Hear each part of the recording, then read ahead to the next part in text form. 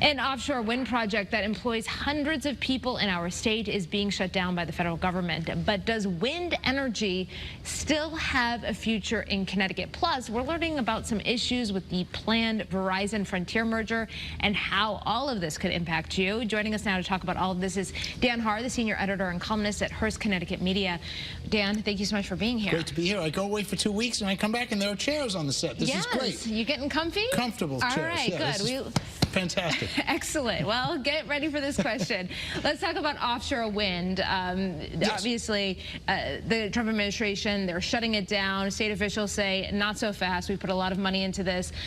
What is the latest on this? Well, that's right. There are, more than a couple of hundred jobs out there, and this is out of the state pier, which also has hundreds of millions of dollars into it, as we've all reported.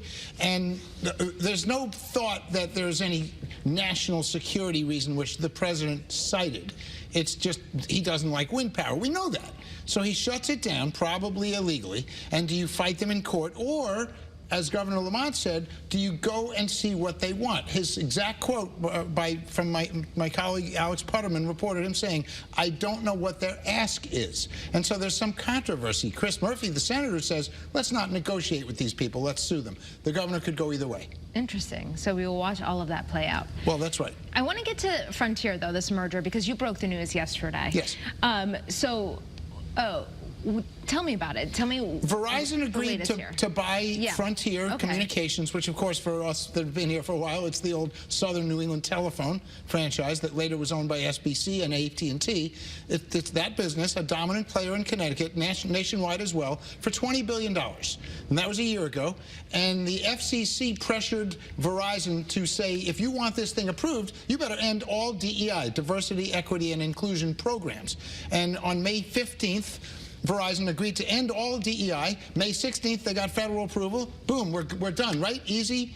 No. California has a law that says if you want a merger done in telecom or in utilities, you have to have DEI.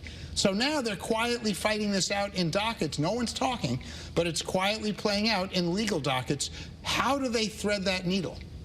California says you got to have it. Interesting. How does all of this impact Connecticut, though? If I'm at home, I'm watching this. Connecticut wants to remain in the forefront, and Frontier is saying they're a good company now and they're operating well, but in the long run, they don't have the money to do what they have to do to upgrade this network. This is big stuff. And so they're not saying that, but Verizon is saying we can do much more with this network if we take over. Because, of course, Verizon has cell phones, and they combine the service into one. Well, we will watch all of this play out. Dan Haar, thank you so much. As always, great to be here. We appreciate your insight. Dan Haar writes about politics for CT Insider, and you can find his columns on ctinsider.com.